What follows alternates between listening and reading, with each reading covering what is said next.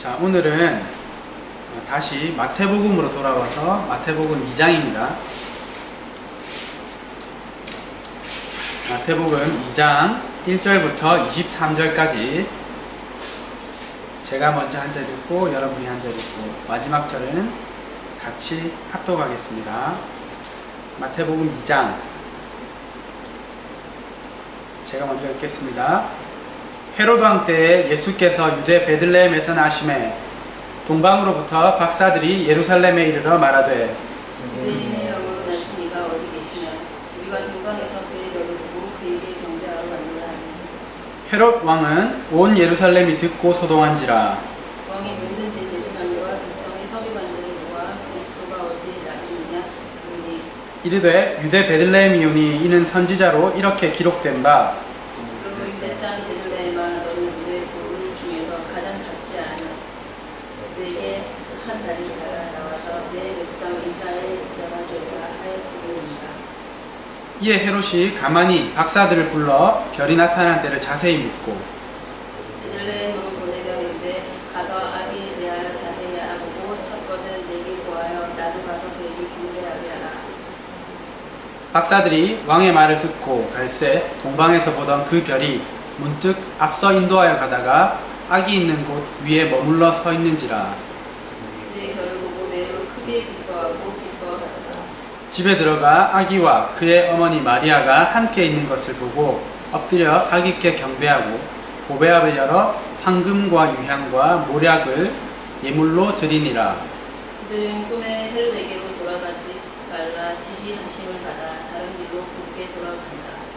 그들이 떠난 후에 주의 사자가 요셉에게 현몽하여 이르되 헤롯이 아기를 찾아 죽이려 하니 일어나 아기와 그의 어머니를 데리고 애굽으로 피하여 내가 내게 이르기까지 거기 있으라 하시니 요셉이 일어나서 밤에 아기와 그의 어머니를 데리고 애굽으로 떠나가 헤롯이 죽기까지 거기 있었으니 이는 주께서 선지자를 통하여 말씀하신 바 애굽으로부터 내 아들을 불렀다 함을 이루려 하심이라. 이에 헤롯이 박사들에게 속은 줄 알고 심히 노하여 사람을 보내어 베들레헴과 그 모든 지경 안에 있는 사내 아이를 박사들에게 자세히 알아본 국제를 기준하여 2살부터 그 아이를 다 죽이니 이에 선지자 예레미야를 통하여 말씀하신 바 남아에서 슬퍼하며 크게 통곡하는 소리가 들리니 라헬이 그 자식을 위하여 애곡하는 것이라. 그가 자식이 없으므로 위로 받기를 거절하였도다 하니 이루어졌느니라.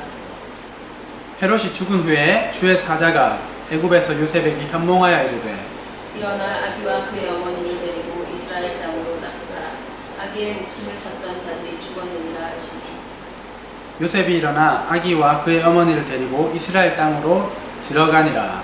그러나 아칼킬라오가 그의 아버지 헤롯을 이어 유대의 임금됨을 듣고 거기로 가기를 무서워하더니 꿈에 지시하심을 받아 갈릴리 지방으로 떠나가 다같이 나사렛이란 동네에 가서 사니 이는 선지자로 하신 말씀에 나사렛 사람이라 칭하리라 하심을 이루려 함이로다. 아멘.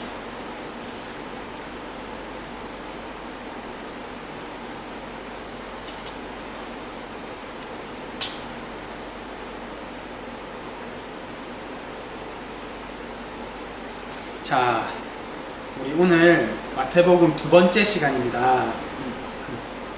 우리 지난 시간 1장에 우리 예수님의 족보에 대해서 그렇게 나누었지요. 그리고 그 족보에서 등장하는 인물들, 여인들을 통해서 특별히 우리와 같은 죄인과 그리고 이방인들도 하나님께서 예수님을 보내셔서 구원하러 오신 분임을 우리가 알 수 있었습니다. 그리고 예수님의 아버지 요한이 천사의 계시를 받고 성령으로 잉태한 마리아를 아내로 삼는 그것을 우리가 보았습니다. 그리고 오늘 본문에는 어떤 내용이냐면 예수님께서 탄생하시는 그 내용입니다.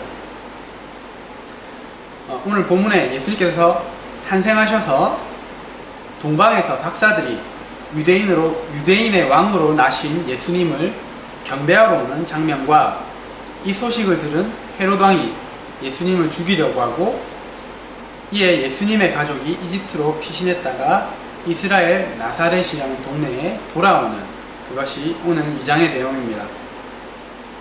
먼저 1절에 보면 헤로드 왕 때에 예수께서 유대 베들레헴에 나심에 이렇게 말씀하고 있습니다. 마태는 예수님께서 베들레헴에 나시게 된 배경에 대해서는 설명하고 있지 않습니다.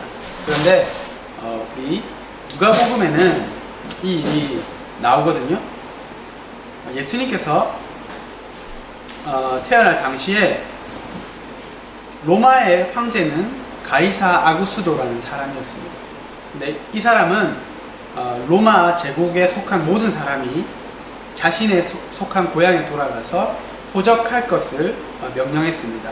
아마도 세금을 잘 걷기 위해서 그렇게 했던 것 같습니다. 예수님의 아버지 요셉은 다윗 왕의 자손이었습니다. 그런데 다윗은 어디 지방 사람이었냐면 예수님께서 나신 이 베들레헴 사람이었습니다. 그렇기 때문에 예수님의 아버지 요셉이 그곳으로 호적하러 갔고 그곳에서 마리아가 예수님을 낳은 것입니다. 예수님께서 베들레헴에 나신 것은 그런데 우연이 아닙니다. 오늘 본문 5절 6절에서 나오는 베들레헴에서 한 다스리는 자가 나와서 이스라엘의 목자가 되리라는 미가 선지자의 예언을 이루시기 위함이었습니다. 이 베들레헴에서 나신 예수님을 찾기 위해서 동방으로부터 박사들이 예루살렘으로 찾아왔습니다. 그런데 여기에 나오는 이 동방이 어디인지는 지금은 우리는 정확하게 알 수 없습니다. 그런데 추측해 보기를 그 당시에 바벨론이나 페르시아 그 지역에서 온 박사들이 아닌가 추측할 수 있습니다. 그 근거는 유대민족이 바벨론에서 포로 생활을 했잖아요. 그때 페르시아에 바벨론에 있었던 사람들에게 하나님의 말씀과 자신들이 기다리고 있는 그 메시아에 대해서 아마 직접적으로 간접적으로 조금씩 전해주었을 것입니다. 이때 이 메시아에 대한 예언이 바벨론 지역에서 전해져 내려오고 있었는데 별자리를 연구하던 학자들이 심상치 않은 어떤 별의 움직임을 보고 어떠한 것이었는지는 모르겠지만은 이것을 통해서 메시아의 탄생을 알게 되었습니다. 그리고 그 박사들이 이 메시아를 경배하기 위해서 이곳으로 온 것이 아닌가 그런 추측하는 설이 있습니다. 이렇게 그 바벨론에서 이 이야기가 전해져 내려와서 그랬을 수도 있고 아니면 하나님께서 정말 더 초자연적인 방법으로 참신을 찾는 이 박사들에게 계시하셔서 이렇게 온 것일 수도 있습니다. 어떤 것이 사실인지는 잘 모르겠지만 중요한 것은 유대인이 아니었던 이 사람들이, 이 박사들이 초자연적인 계시를 따라서 자신들의 구원자이신 예수님의 탄생을 알게 되었다는 것입니다. 그리고 그 예수님을 경배하기 위해서 먼 길을 떠나서 베들레헴까지 왔다는 것입니다. 현재 이스라엘의 동방은 어디일까요? 제가 지도를 한번 구글 지도를 찾아봤는데 동쪽에 몇몇 나라들이 있었습니다. 그 중에서 이스라엘 바로 동쪽은 요르단이 있고요. 그리고 시리아가 있습니다. 약간 북쪽이긴 한데 그리고 그 옆에는 이라크가 있고 그 옆에는 이란이 있습니다. 아마 이 지역이 우리가 지금 이스라엘의 동방이라고 볼 수 있을 것입니다. 이 나라들은 그런데 공통점이 있습니다. 무슨 공통점이 있나요? 시리아, 이라크, 이란, 요르단 이 나라들은 무슬림들입니다. 이슬람 국가들입니다. 그렇기 때문에 예수님의 복음을, 기독교를 항상 핍박하는 그런 나라 순위에 그렇게 오르고 있는 나라들이죠. 그런데 정말로 감사하게도 제가 여러 번 말씀드렸던 것처럼 이 나라 중에서 부흥이 일어나고 있습니다. 예수님의 그 부흥이 일어나고 있는데 특별히 기독교 박해가 이들 국가 중에서 아주 심한 이란에서는 정말 역사상 전례 없는 그러한 부흥이 일어나고 있다고 합니다. 그 이유는 아마도 그 자신의 신변의 위협 속에서도 자신의 삶으로 그리고 입으로 복음을 전하는 그리스도인들이 있기 때문일 것입니다. 그리고 선교사님들도 그곳에 계시기 때문일 것입니다. 또한 요즘에 미디어가 굉장히 많이 발달해 있잖아요. 페이스북이라든지 유튜브라든지 기독교 방송이라든지 라디오라든지 이런 모든 미디어의 발달을 통해서 그곳에 정말 복음이 들어가기 힘든 그곳에 복음이 들어감으로 점점 더 예수님께 나오는 사람이 늘어나는 이유도 있을 것입니다. 그런데 비단 이것뿐만이 아닙니다. 그곳에는 핍박으로 인해서 복음을 자유롭게 전할 수 없기 때문에 많은 선교사님들이 오히려 그곳에서 빠져나오고 또 주님을 믿는 사람들이 그곳에서 안전상의 이유로 다른 나라로 그렇게 오는 것을 볼 수 있습니다. 그런데 예수님께서는 그들에게 꿈과 환상을 통해서 또는 직접 나타나셔서 이들을 만나주셔서 예수님을 믿게 되는 사례가 아주 많이 있습니다.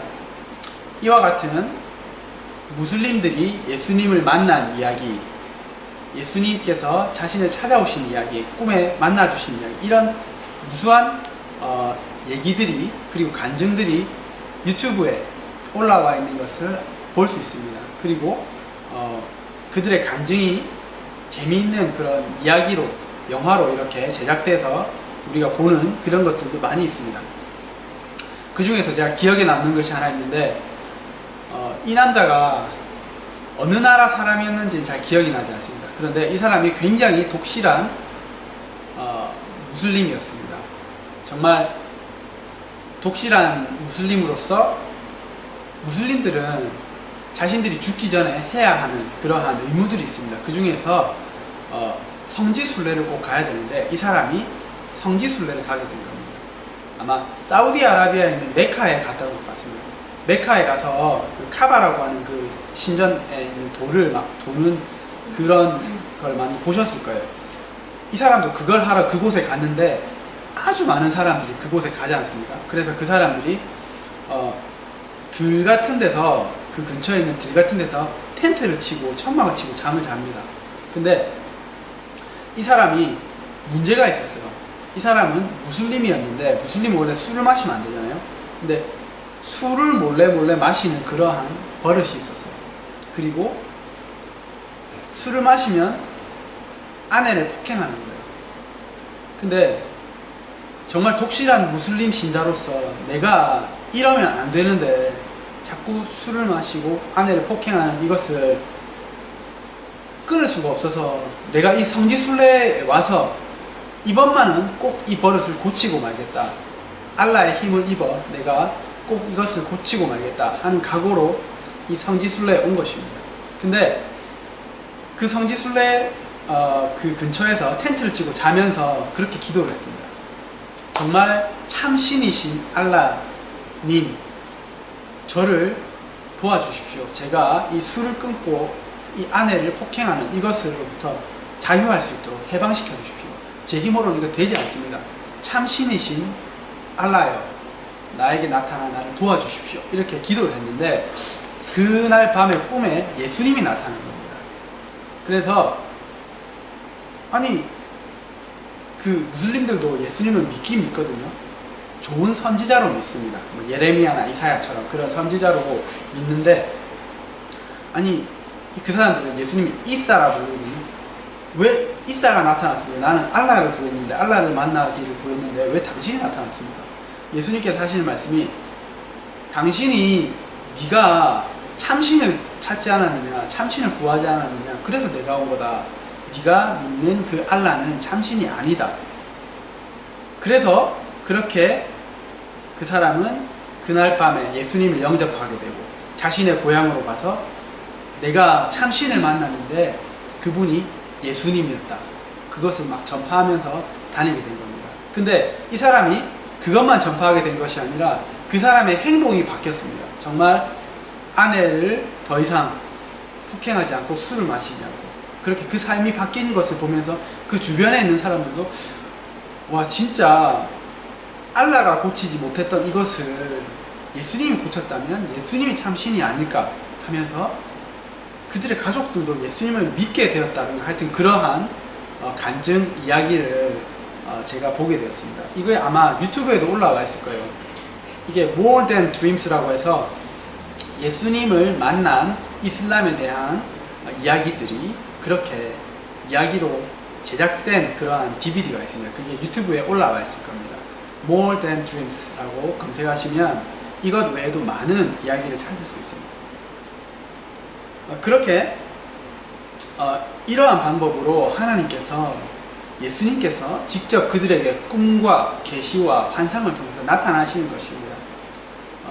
이들 중에 많은 사람들은 자신들이 믿는 종교, 이슬람 이것에 회의를 느끼고 정말 참 신과 참 진리를 찾다가 예수님을 만나는 사람이 참 많다고 합니다.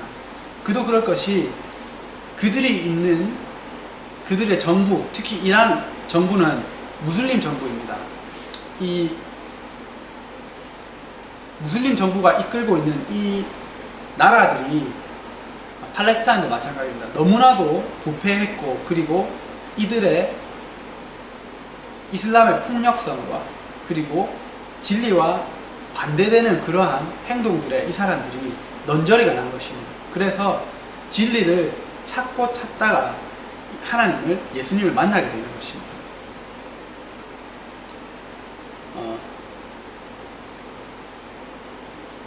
제가 이 사람들을 보면서 제가 이 동방박사를 보면서 이런 사람들이 생각이 났습니다.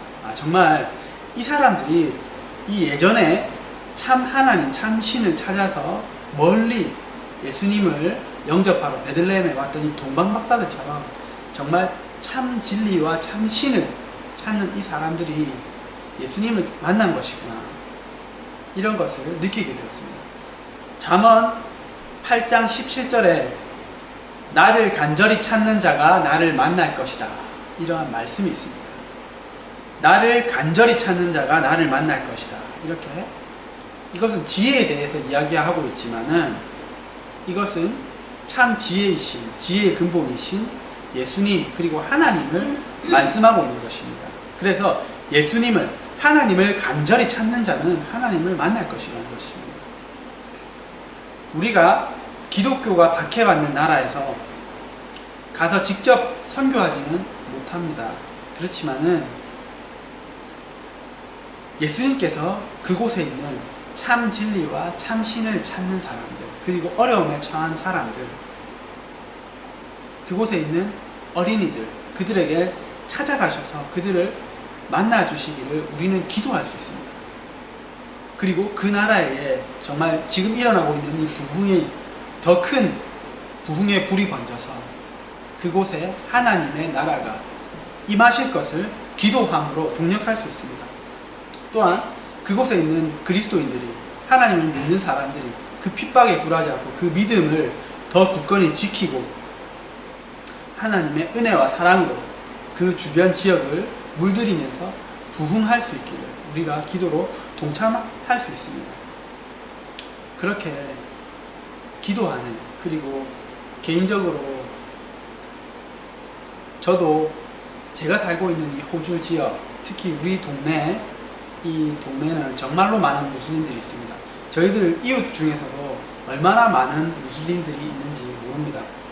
정말 이들을 이와 같은 마음으로 바라보고 그들을 위해서 기도해주는, 그리고 하나님께서 기회를 열어주신다면 그들에게 또한 복음을 전할 수 있는 그러한 저와 여러분들이 되기를 축복을 드립니다. 그리고 더불어 더 나아가서 내 자신을 돌아보는 시간이 되었으면 좋겠습니다. 나는 이 동방박사들과 같이, 또는 참신을 찾다가 하나님을 만나는 이 예수님을 만나는 이 사람들과 같이 예수님을, 참신을 이미 찾은 나는, 하나님을 이미 만난 나는 그 하나님을 전심으로 찾고 있는지 내 자신을 되돌아보았으면 좋겠습니다. 동방박사들로부터 메시아의 탄생 소식을 들은 헤롯 왕과 온 예루살렘은 이 소식을 듣고 소동이 일어났습니다. 그리고 그렇게 이 온 예루살렘이라는 도시가 그 예수님의 나심을 듣고 메시아의 나심을 듣고 소동을 일어났지만은 그 마음이 이 동방박사들처럼 그들과 함께 가서 예수님을 메시아를 경배하고자 하는 그 마음이 있었던 사람은 없었던 것 같습니다. 그렇기 때문에 성경은 이들과 함께 가서 예수님을 경배하러 갔더라 하는 사람이 아무도 없었습니다. 우리 중에 신앙생활에 매너리즘에 빠져서 이 예루살렘 사람들처럼 영적 이스라엘에 내가 속해 있다, 나는 이미 예수님을 만난 사람이다 라고 하면서 예수님을 향한 사랑과 열정과 그리고 은밀한 그 교제를 놓치고 무미건조하고 미지근한 그러한 그리스도인의 삶을, 신앙의 삶을 살고 있다면 이 말씀을 보고 들으면서 예수님을 다시 한번 간절히 찾는 저와 여러분이 되기를 축복합니다. 예수님을 간절히 찾는 자가 예수님을 만날 것이라고 말씀하고 있습니다. 저희 아내가 요즘에 읽고 있는 그 신앙서적에서 은혜 받은 말씀을 저에게 나누어 주었습니다.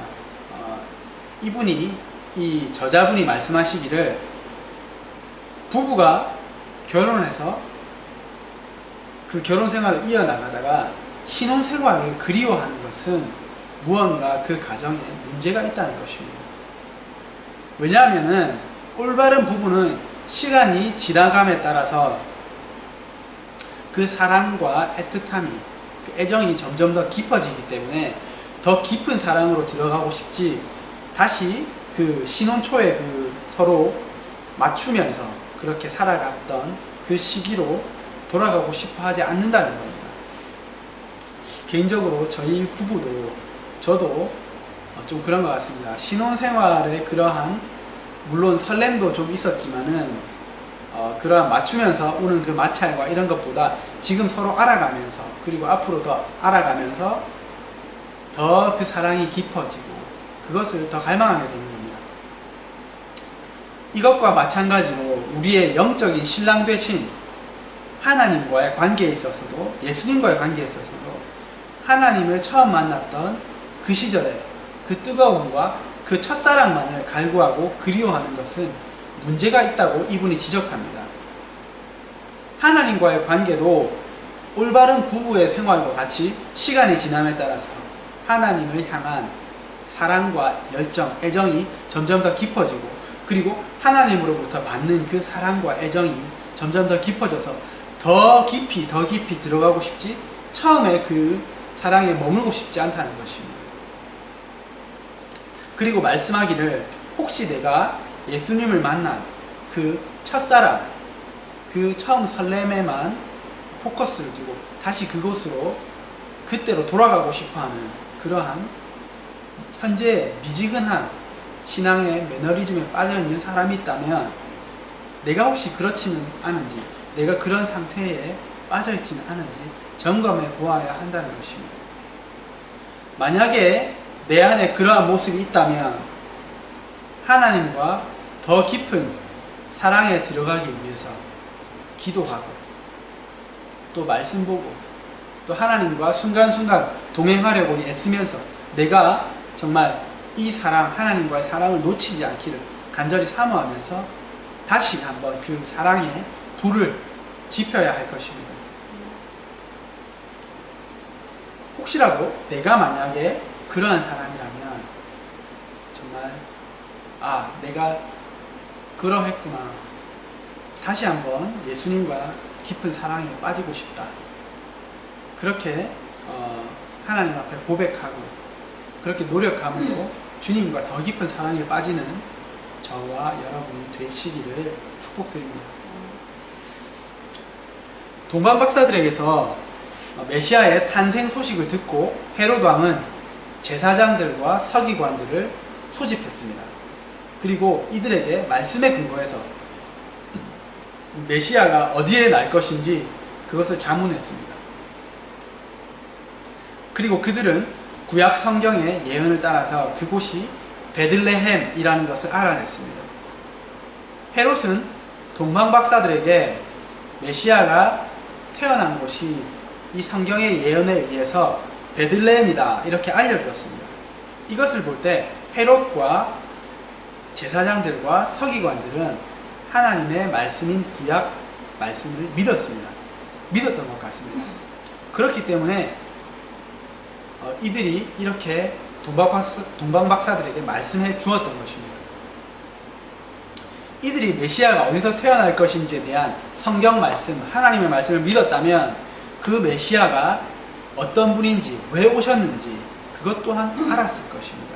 그분은 자신들을 구원해 주시러 오신 메시아이십니다. 그리고 만왕의 왕이십니다.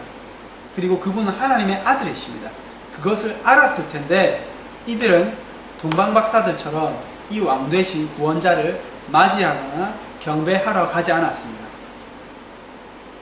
헤롯 왕은 자신의 왕권을 위협할 수 있는 이 만왕의 왕, 유대인의 왕을 죽이려고 했습니다. 그리고 제사장과 서기관들마저 그분을 예배하려는 마음이 없었습니다. 아마도 이들은 구원자의 탄생보다 자신의 권력과 삶을 유지하는 데 더 관심이 있었던 것 같습니다. 헤롯 왕은 당연히 말할 것도 없고 서기관들과 그리고 제사장들마저 하나님의 말씀을 믿고 전하는, 가르치는 이 사람들마저 그러했다는 것입니다.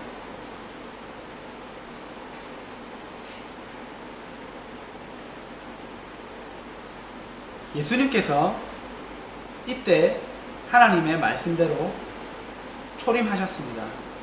그리고 하나님께서 말씀을 통하여 이 예수님께서 다시 오실 것이라는 것을 예수님 자신도 그렇게 본인의 입으로 우리와 약속을 하셨습니다. 하나님의 말씀인 성경 말씀은 이것을 많이 기록하고 있고 예언하고 있습니다. 이 예언의 말씀을 아는 우리는 이번에는 우리를 위해서 우리를 사랑하셔서 죽으러 오신 예수님이 아니라 진정한 만왕의 왕, 이 온 세상, 이 온 우주를 다스리시는 만왕의 왕으로 오실, 그리고 심판자로 오실 예수님을 사모하면서 기다려야 될 것입니다. 그렇지만 이 말씀을 머리로 아는 많은 그리스도인들은 오늘 이 본문에 나오는 제사장과 서기관들처럼 다시 오실 예수님과 그분이 세우실 그 하나님의 나라, 그것에 초점을 맞추기보다는 내가 지금 살고 있는 이 세상, 이곳에서 내가 잘 먹고 잘 살고 높은 위치를 유지하고 이것에 더 관심이 있는 것 같습니다. 많은 그리스도인들이 그러한 것 같습니다. 그래서 정말 다시 오실 예수님, 그리고 그분이 세우실 그 나라에 대해서는 잊어버리고 또는 지금 이 세상보다 더 가치를 두지 않고 그렇게 살아갑니다. 현재 세상의 왕인 사탄은 당시 이스라엘의 왕이었던 헤롯이 예수님을 죽이려고 했던 것처럼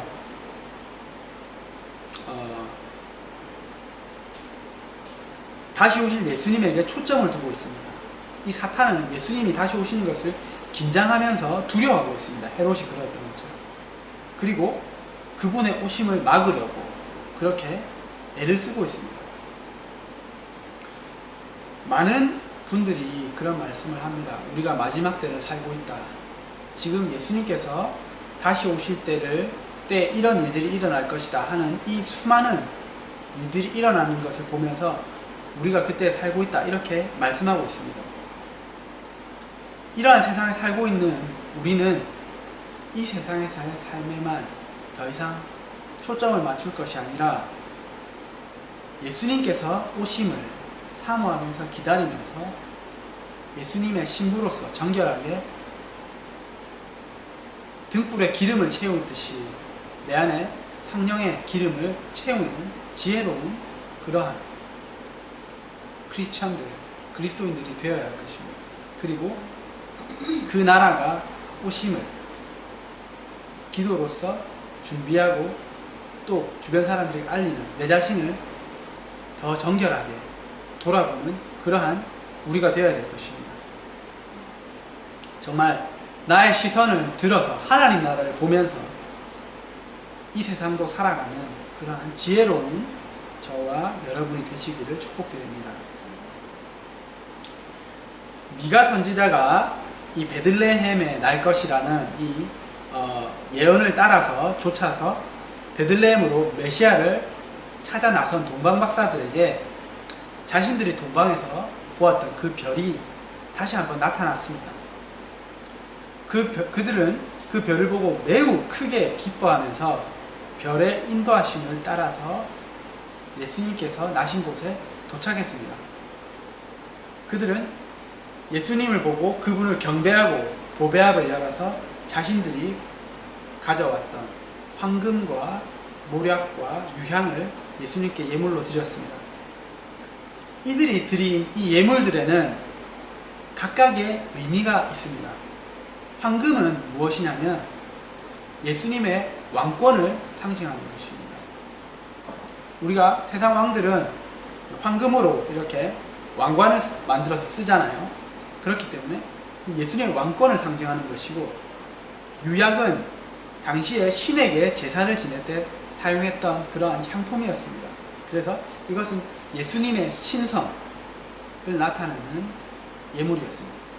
마지막으로 모략은 어디에 쓰는 것이 아니냐면 시체에 발라서 그 시체가 썩지 않게 방부 처리하는 그러한 향품이었습니다. 그래서 이것이 의미하는 것은, 모략이 의미하는 것은 예수님의 죽으심을 의미하는 것이었습니다. 예수님은 하나님이시며 참신이신 하나님이시며 만왕의 왕이시며, 그리고 우리 죄를 대신해서 죽으실 분이라는 예수님의 복음이 이 동방박사들이 가져온 선물 안에 이렇게 들어있는 것입니다. 이들은 예수님께 이렇게 예배를 드리고 예물을 드리고 나서 잠을 잤는데, 자는 중에 헤롯 왕에게 돌아가지 말라는 하나님의 지시하심을 받았습니다. 그래서 이들은 자신들이 왔던 그 루트, 예루살렘을 거치지 않고 다른 루트를 통해서 자신들의 고국으로 돌아갔습니다. 동방박사들이 떠난 후에 천사가 요셉의 꿈에 또 나타났습니다. 헤롯 왕이 예수님을 죽이려고 하니 예수님과 마리아를 데리고 애국으로 피신하라고 하나님께서 천사를 통해서 요셉에게 꿈으로 말씀하셨습니다. 요셉은 이 말씀에 순종해서 애국으로 도피했습니다. 본문은 예수님께서 애국으로 도피하시는 것이 호세아서 11장 1절의 말씀, 애국으로부터 내 아들을 불렀다, 이 말씀을 이루기 위함이라고 말씀하고 있습니다. 헤롯 왕은 예수님을 죽이려고 베들레헴과 그 근방에 2살 아래의 남자아이들을 다 죽였습니다. 본문은 이 일 역시 예레미야 선지자를 통해서 하신 말씀이 이루어졌다고 말씀하고 있습니다. 헤롯 왕이 죽은 후에 천사는 약속대로 요셉의 꿈에 다시 나타나서 가족들을 데리고 이스라엘로 돌아오라고 그렇게 말합니다. 그런데 요셉은 헤롯의 아들 아켈라오를 두려워해서 꿈에 지시하심을 받아서 갈릴리 지방, 예루살렘이 아닌 그 근방이 아닌 갈릴리 지방 나사렛이라는 동네로 가게 되었습니다. 본문은 이것 또한 나사렛 사람이라 칭하리라는 선지자의 예언을 이루기 위해서 예수님께서 이렇게 나사렛 지방으로 가신 것이라고 말씀하고 있습니다. 지난 시간에 제가 마태복음 1장을 하면서 마태복음이 구약과 신약의 그 연결고 역할을 하는, 다리 역할을 하는 책이라고 말씀드렸는데, 그 이유가 무엇이었는지, 무엇 때문에 제가 그렇다고 말씀드렸는지 기억나시나요? 그 이유는 다른 것도 많이 있지만은 마태복음이 구약에 나오는 그 수많은 예언들, 그 예언들 중에서 예수님에 대한, 메시아에 대한, 그리스도에 대한, 기름 부음 받은 자에 대한 예언을 많이 성취하고 있는 분이 예수님이다 하면서 예수님에게 초점을 맞추고 있기 때문에 마태복음이 그렇게 다리 역할을 한다고 말씀드렸습니다. 이렇게 예수님의 삶은 하나님의 말씀을 성취하는 삶이었습니다. 정말 이 짧은 본문의 2장 한 장만 해도 얼마나 많이 마태가 하나님의 말씀을 성취하기 위해서 예수님께서 이렇게 하셨다, 이곳으로 가셨다, 이렇게 계속해서 말씀하고 있는 것입니다. 예수님께서 요한복음에 이렇게 말씀하셨습니다. 내가 하늘에서 내려온 것은 내 뜻을 행하려 함이 아니요 나를 보내신 하나님의 뜻을 행하려 함이다. 이렇게 말씀하고 있습니다. 그리고 예수님께서 이런 말씀을 참 많이 하셨습니다. 내가 행하는 것은 하나님이 행하시는 것을 행하는 것이고 내가 하는 말은 하나님의 말씀을 말하는 것이다. 이렇게 예수님은 하나님의 뜻을 이루고 하나님의 뜻을 행하고 하나님의 말씀을 하러 오신 분입니다. 하나님께서 예수님을 통해서 이렇게 이루시려는 뜻과 계획이 있으셨던 것 같이 부족한 우리들을 통해서도 여기 있는 여러분들 한 사람 한 사람, 이 말씀을 듣는 한 사람 한 사람을 통해서도 이루시고 싶어 하시는 계획과 뜻이 있습니다. 시편 139편 16절에 다윗이 이렇게 고백합니다. 주는 내가 태어나기도 전에 나를 보셨으며 나를 위해 작정된 날이 하루도 시작되기 전에 그 모든 날이 주의 책에 기록되었습니다. 현대인의 성경에 이렇게 우리가 쉽게 이해할 수 있도록 이렇게 적혀져 있습니다. 나를 위해 작정된 날이 하루도 시작되기 전에 그 모든 날이 주의 책에 기록되어 있습니다. 이 말씀은 하나님께서 나의 삶을, 나의 날을 기록해 놓으셨다는 것입니다. 이 말씀은 하나님께서 우리에게 로봇처럼 네가 1998년에 이렇게 할 것이고 2018년 2월 23일에 이렇게 할 것이다, 이렇게 정해놓으신 것이 아니라 하나님께서 우리를 통해서 이루시고 싶어 하시는 그 모든 계획들을 적어 놓으셨다는 것입니다.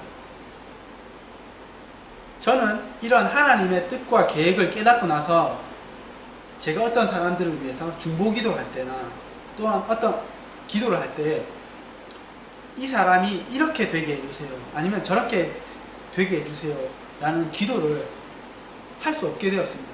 왜냐하면 그 기도가 하나님의 뜻이 아닌 내 뜻과 내 생각일 수 있기 때문입니다. 예를 들어서 제가 아는 청년 중에 경찰 공무원 시험을 준비하는 청년이 있습니다. 그런데 과거에는 이렇게 기도했습니다. 이 친구가 경찰 공무원이 되어서 정말 하나님께 영광 돌리는 경찰이 되게 해주세요. 그런데 이것을 알고 나서 그렇게 더 이상 기도할 수 없게 되었습니다. 왜냐하면 경찰 공무원이 되는 것이 하나님의 뜻이 아닐 수도 있기 때문입니다. 다윗의 고백과 같이 하나님께서 우리 한 사람 한 사람을 만드셨고 각 사람을 향한 그분의 계획을 세워 놓으셨습니다. 그것은 각 사람을 향한 가장 완벽한 계획입니다. 그리고 그 계획은 그들이 진정한 자신을 찾을 수 있는 계획이고 그들이 가장 행복하게 살 수 있는 그 계획입니다. 그렇다고 저는 믿습니다. 왜냐하면 하나님은 나를 사랑하시는 분입니다. 그리고 그 사람을 사랑하시는 분입니다. 그리고 하나님은 완벽하신 분입니다. 그리고 나보다도 나를, 그 사람보다도 그 사람을 더 잘 아시는 분이기 때문에 이러한 하나님이 세우신 계획은 완벽하다는 것입니다. 우리도 예수님과 같이 그렇기 때문에 제가 중보기도를 드릴 때 이제는 그 사람이 원하는 대로, 제가 원하는 대로 이렇게 되게 해달라고 기도 드리는 것이 아니라 그 사람을 향하신 하나님의 그 뜻을 이루어 주십시오, 그 뜻을 이루십시오, 이렇게 기도가 바뀌게 되는 것입니다. 우리도 예수님과 같이 하나님의 말씀과 계획과 뜻을 이루어 드리는 그러한 삶을 사는 저와 여러분이 되시기를 바랍니다. 그러기 위해 먼저 해야 할 것은 내 뜻과 계획을 내려놓아야 되겠죠. 그리고 하나님의 뜻과 계획을 물어야 될 것입니다. 그리고 하나님께서 그것을 나에게 계시해 주셨다면 그 뜻에 순종해야 할 것입니다. 마리아의 남편 요셉이 하나님께서 꿈으로 말씀하신 그 말씀에 순종하지 않았다면 요셉을 향한 하나님의 계획은 성취되지 못했을 것입니다. 그러면 하나님의 그 더 큰 계획, 하나님의 그 뜻, 예수님을 통해서 온 세상을 구원하는 그 계획과 그 많은 다른 계획들은 성취되지 못했을까요? 저는 그렇게 생각하지 않습니다. 하나님의 뜻은 이루어집니다. 요셉을 향한 이 하나님의 뜻은 이루어지지 않았을 수 있습니다. 요셉이 순종하지 않았잖아. 그렇지만은 하나님의 그 크신 뜻은 결국에 이루어지게 되어 있습니다. 어떻게 이루어지냐면 하나님은 다른 사람을 사용하셔서 그 뜻을 이룰 수 있도록 순종하는 다른 사람을 사용하셔서 그 뜻을 하나님의 역사를 His story를 이루어 가실 것입니다. 그렇기 때문에 아주 많은 하나님의 사람들이 하나님의 뜻을 묻지 않거나 또는 그 하나님의 뜻을 알면서도 불순종함으로 그들을 향한 하나님의 뜻이 이루어지지 못한다고 생각됩니다. 저 역시 그러한 삶을 살았습니다. 평생 사업가가 되기 위해서 32살까지 그 길을 위해 달려갔던 사람입니다. 저 역시 30살에 목사님을 통해서 하나님께서 저에게 하신 그 말씀, 하나님의 일을 하라는 그 말씀을 무시했더라면 하나님의 종이 되는 저를 향하신 하나님의 뜻이 성취되지 못했을 것입니다. 저뿐만 아니라 저와 같이 하나님의 부르심을 받고도 그 말씀에 순종하지 않아서 그 뜻을 이루지 못하고 있는 그 청년을 저는 알고 있습니다. 저와 같은 시기에 부름을 받았던 청년이 한 명이 더 있거든요. 저와 여러분을 향한 하나님의 크고 완벽하신 그 완전하신 계획을 믿으시기 바랍니다. 그리고 하나님의 손에 내 삶과 내 인생을 맡겨드림으로 하나님의 그 뜻이 내 삶을 통해서 이루어지는 그 삶을 사는 저와 여러분이 되시기를 축복드립니다. 그러한 믿음을 가진 저와 여러분이 되기를 축복드립니다. 우리 기도하심으로 오늘 말씀을 마쳤으면 좋겠습니다. 우리가 먼저 기도할 것은 아까 처음에 나누었던 것처럼 우리가 가서 복음을 전할 수 없는 그 지역에 정말 하나님께서 동방박사에게 나타나셔서 계시하셨던 것처럼 예수님을 만나게 하셨던 것처럼 그 지역에 있는 사람들이 초자연적인 방법으로 역사하심으로 그곳에 있는 사람들이 예수님을 만날 수 있도록 기도드렸으면 좋겠습니다. 그리하여 그곳에 있는 그곳에 부흥이 일어나고 그곳에서 하나님을 믿는 형제와 자매들이 많이 늘어나며 또한 그들이 핍박 가운데 예수님을 믿고 있는 그들이 그 가운데 믿음을 지켜나가고 더 주님의 사랑과 은혜를 충만히 받아서 정말 그곳에 부흥을 일으키는 사람들이 될 수 있도록 기도해 주셨으면 좋겠습니다. 또한 내가 동방박사들처럼 예수님을 간절히 찾고 예배하는 구하는 자가 되게 해달라고. 만약에 내가 신앙의 매너리즘에 빠져있다면 미지근한 신앙에 빠져있다면 다시 한번 예수님을 향한 열정과 예수님 하나님과 깊은 교제와 동행하는 삶을 통해서 예수님과 더 깊은 사랑에 빠지는 내가 되게 해달라고 그렇게 기도하시기 바랍니다.